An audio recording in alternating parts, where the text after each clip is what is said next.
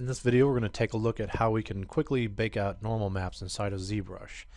So you saw in the earlier video we went through the process of taking our high-res sculpt and rebuilding that topology in either ZBrush or Maya, setting up UVs in either Maya or ZBrush, and then projecting the detail from that model onto our new topology that we have with the new UV layout. So if we bake normal maps inside of ZBrush currently with the version 4R6, you're going to have to make sure that you actually have subdivision levels. So we've got the subdivision levels whenever we projected our model. So you can see we've got these subdivision levels that we can step up and down in. And so we can basically push this model back down into whatever the base cage was, and then push up all the way to the highest subdivision level that we have that's holding all the detail on this model. So to bake out the map, I'm going to drop this thing all the way down to the lowest subdivision level, like this within the geometry.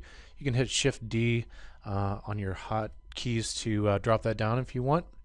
The other thing, we're going to scroll down to the UV map area and open that up. So you can see that we can check the size that we're at. So currently it's starting off with a map that's 2048. And if you want to go any higher, you just click this button and it'll make it 4096. If you want to go lower, you can click any of these buttons and it'll set the size.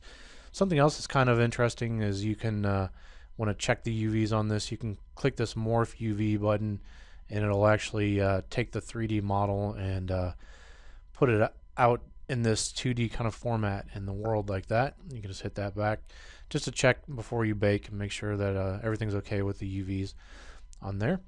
The next part is going to the normal map section, opening that up, and I want to use this adaptive button. This seems to give me the best quality that I'm looking for whenever I bake maps. And then just go ahead and click the create normal map button, and it'll go through and it's going to do a process of baking out this map for you. So let's see that this actually gets started. You should see a progress bar start at the very top of the screen up here. Alright, now that the map has been baked, you can see it throws it right here in this area, in the normal map area, and you should see that progress bar go all the way across, and then it'll finish up this map for you.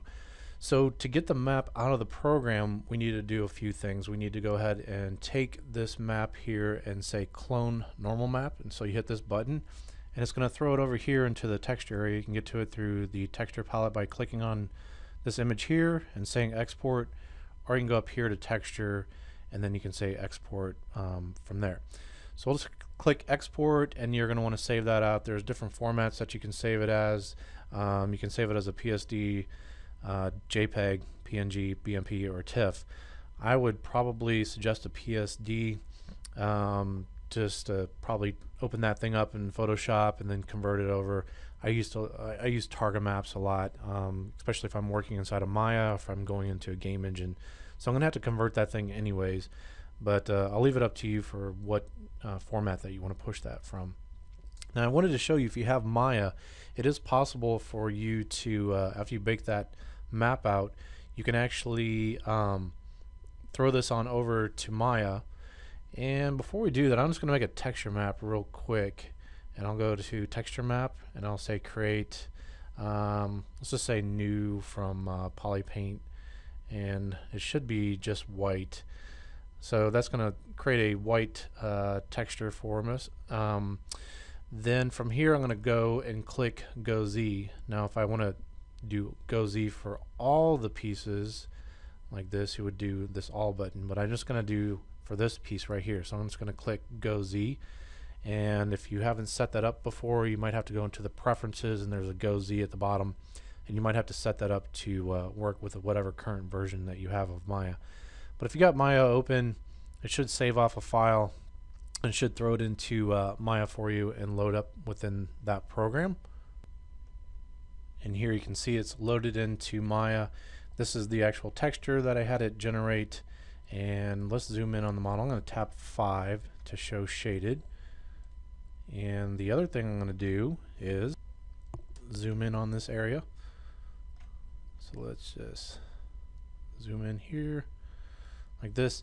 I don't want these hard edges that are on the model, so I'm going to go to the polygon menu set right here like this, and then go to normals, and I'm going to say soften edge, and that's going to give me my model with the nice soft edges. I'm going to delete history, so I'm going to hold down Alt Shift and then hit D, and that'll delete the history for this.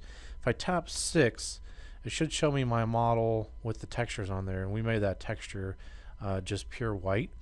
The other thing I'm going to do, I'm going to go and put this on viewport 2.0, and now you can see the model. Since we have the textures turned on, if we use Go Z, it's going to send over the model. It also sends over the texture information as well, so it's showing us what our normal map looks like on the model as well. And so this is with a resolution of, you remember we baked this thing off, and it was a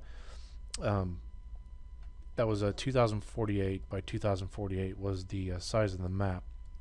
And something to note, these should be nice and circular for these pieces, and it didn't bake over, you know, the best. So I mean, you can get a decent normal map out of ZBrush this way, but if I am doing this, I like to use X normal these days, and we're going to look at another video and show you X normal. So I'm going to hit Control A real quick. I just want to show you real quick with that color texture that we have. So hit Control A, and that brings up the attribute editor, and we can go to this section over here, which shows us the shader that is actually being used on this. And if we go to the color section here and click that, we can go to color balance, and we can take this from a pure white map and we can drag that down to more gray color. If we want to see this option without seeing the highlighted model, we can hit select here like that, and let's turn off my grid just so we can get a nice view of what's being baked over. So this does look pretty good, and the speed is pretty good. It's just like I was saying, this area right in here, I'm not too happy with that. I want that to be nice and circular. So when we bake this off over in X normal, we'll see the quality level that we're getting with X normal, and just do a little comparison for that. Okay. Before I go on this video, we'll just continue on just a little bit with baking some different map types inside of ZBrush. So I'm going to step up in my highest subdivision levels here. I'm going to turn off textures on here. I just don't want that to mess anything up for that.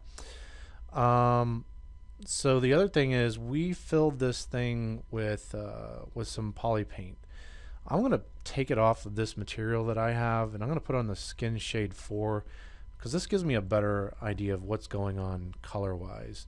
So we made that texture, and it's on here. I'm going to have to turn that texture off if I want to see what's going on color wise. So if I make this like a mid gray, and if I go to color, I can say fill object, and that's going to fill this with some poly paint information. And the reason I got this kind of overlapping stuff going on is I think I have some pieces turned on for that. So you can see, turn that off, and now we can see this model, and it's just flat shaded. And since we have it on gray, and we went to color and we said fill object, we've filled the entire object with that gray material, or that gray color. If we choose a different color, we can say color fill object, and you can see how we're just filling that. So I'm going to say color fill object, and I've actually taken that button, I use that a lot, so I made a custom interface and drug that down here into this area. Okay, so I noticed with one of their tools, the clay polish tools under geometry, you get some there's a really cool mask that kind of happens for this, and we'll take a look at that. Before I do anything to this clay polish, when you hit it, it does this polishing to the model, and it kind of has this clay look, obviously clay polish, but it's going to ruin all of my sculpt. So I want to save that and make sure nothing happens to that. So I can go to, there's a morph target area, and I can open that, and I can just say delete morph target if that's taken, and I can say store morph target.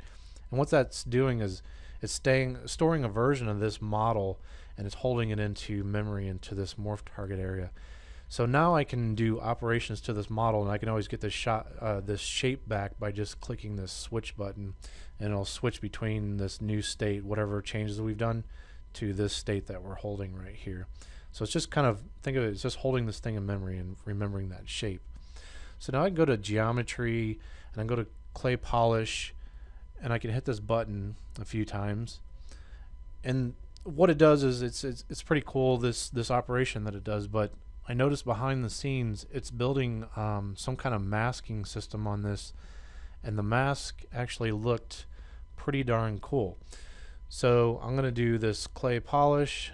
I'll do it another time, and we'll go to masking right here and open this up, and then we'll click the view mask, and you can kind of see it. It's kind of building up in here just a little bit like that, and you can see it's a little bit darker. So I'm going to hit Control I to inverse the mask, and it's the same as hitting this button here. Now if I make my color like a really dark kind of color like this, basically I'm masking out everything except for these little tiny cracks that are in here. And I can go to color and say fill object, and then I can turn that mask off, and you can see how it's built up a little bit of a darkening kind of effect for us along some of this stuff. Okay, so I know it's not really ambient occlusion or anything like that, but it does give you a little bit of finer kind of details. So again, we kind of messed up the model whenever we did this. I'm going to just clear the mask from this, and then I'm going to go back to our morph target, and since we held that morph target before we started, we can hit switch, and it gives us back our model, but it retains all this paint information that we pushed onto the model. So you're getting some cool stuff in there. Now this is only in polypaint, right? So this is storing all this color information into each one of these polygons, is getting a little bit of a color to it, and that's what's driving this look for us. So if I want to transfer that to a texture map, if you saw in the earlier thing, we just went to texture map, and we can go create, and we can say new from polypaint, and if you take a look at that map, here's this map, and it's got all this nice cool detail on it, and you wouldn't have to actually paint that. This could actually serve as a pretty good guide for you. If you're painting a color map inside of Photoshop, you could use that. So to get this map out, just the same way we did with the normal map, we're going to have to hit clone texture, and it's going to throw it over here. Now here's the odd part to me. The normal map we didn't have to flip, but for whatever reason the color map is upside down. So you can either flip that in Photoshop and flip it vertically, or you can go to texture here, and there's a button for flip vertical or horizontal. So we'll just flip vertical, and now our map is in the right orientation that we need, and you can kind of see what's going on here. You can see the head and the chest and the back. And it looks pretty cool. So we'll just go ahead and export that out, and you can throw that anywhere.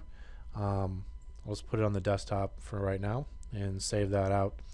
Okay, so there's one type of map being saved out. I'm going to click off of this and say texture off, and then let's just go, we'll make it white and say color fill object. This will make it a little bit easier for us to see exactly what's going on. So I think I had my texture map on there, that's why I did something weird. So let's say color fill object, and we filled the whole thing with white. If you have a texture on there, I can't remember if this does something to the model. Yeah, it tries to put that texture into a polypaint mode. So you can turn textures off by clicking there, color fill object.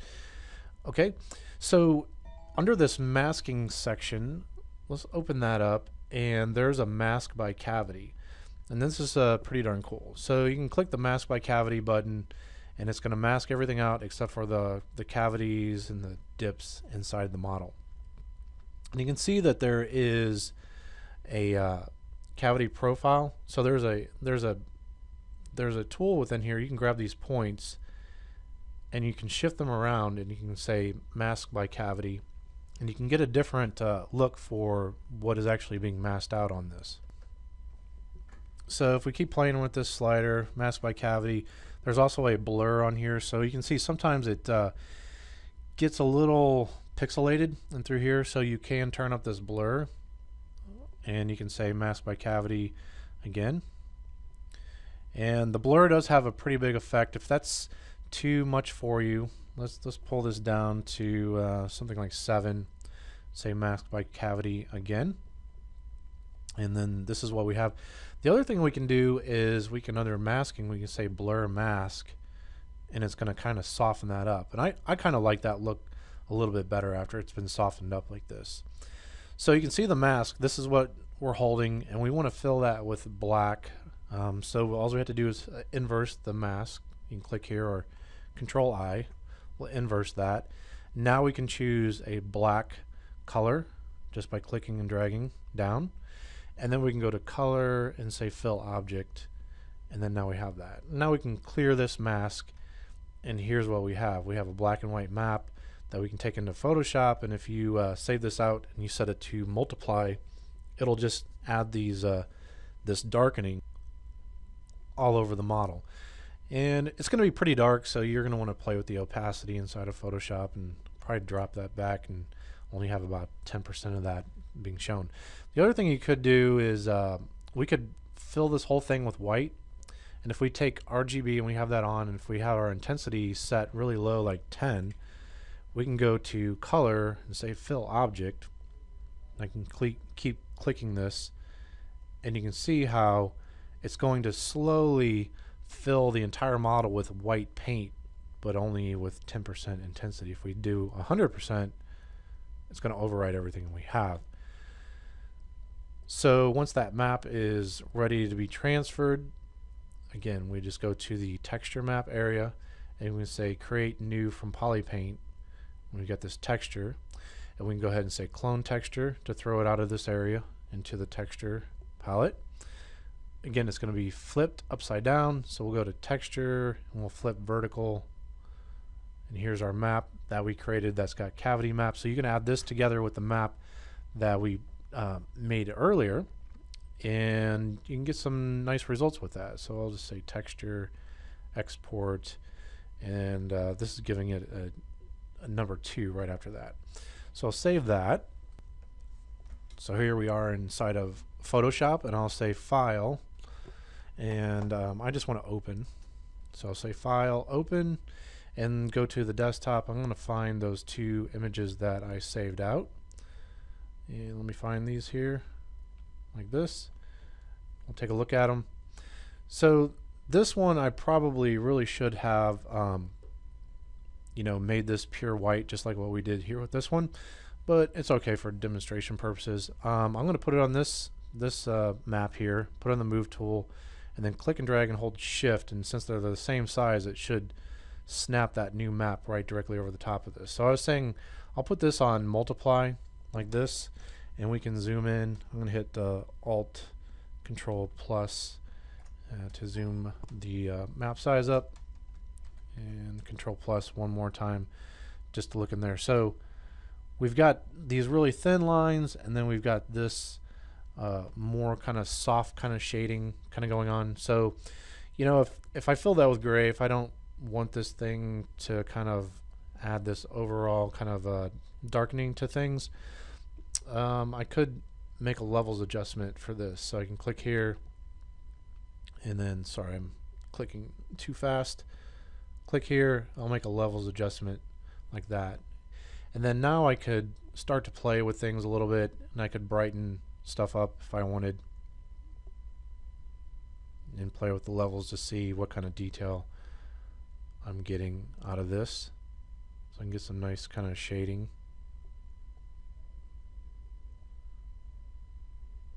Like this. And if I double click on that, that will release that background layer. I can call it just something like this, and like that. If I hold down Alt and I click on this little line right here, hold down Alt and click on that, that will link this levels adjustment just to this layer here. So I can select everything. I'm going to select the top one, hold down Shift, and then add to the bottom, hit Control G, and I'm going to group everything. And then I'll call this fake AO. And you can see if I put this whole layer to multiply, I could do that. And if I made a new, I'm going to make just a new solid color right here like this, and I'm gonna give it a color of, we'll just make it something red like that. And so you can see, since this is, I'm just trying to get rid of this thing.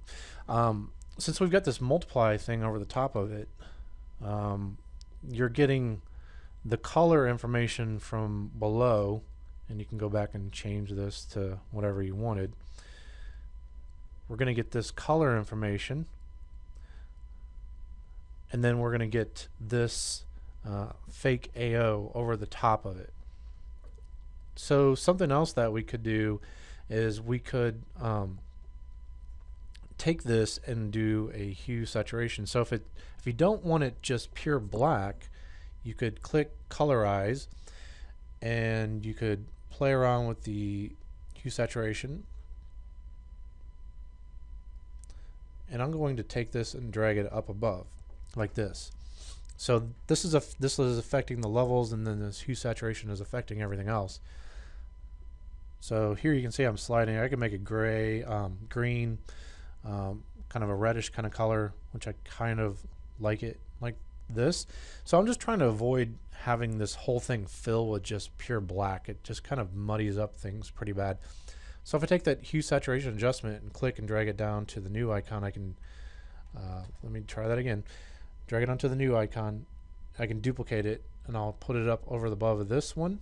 And now I can hold down Alt on that line and link this hue saturation to this layer here. So if I wanted to make this one like a bluish kind of color, we could do that. So it just depends on what kind of color information do you want to introduce with this. And with this setup here, I could start pushing this more like kind of a gray or something like that. And if this is too harsh for some of these black lines on here, with the levels adjustment, I can just double click and go back to that, and I can drag some of this stuff back down. So it's really just going to be a matter of you kind of playing around with some of the levels on here and setting this up in a way that will give you some kind of cool foundation. So this is just the start, right? So you could make another layer on top of here. You could be painting with some kind of color. Let me just pick a brush here that's kind of hard edged, and I'll pick a color like this. And now inside of Photoshop, I've basically got a template for myself to where I can start painting some textures and doing maybe separations for these different pieces. Okay, so this is primarily like if you're somebody that feels really comfortable inside of Photoshop and you want to mainly paint inside of Photoshop, this setup right at the beginning will give you something to give you some landmarks and know kind of where you're painting. So I could do that, and then if I want to make any of the metallic things more like a gray thing, gray kind of color, I could start filling those in. But this would be a nice start to your color map.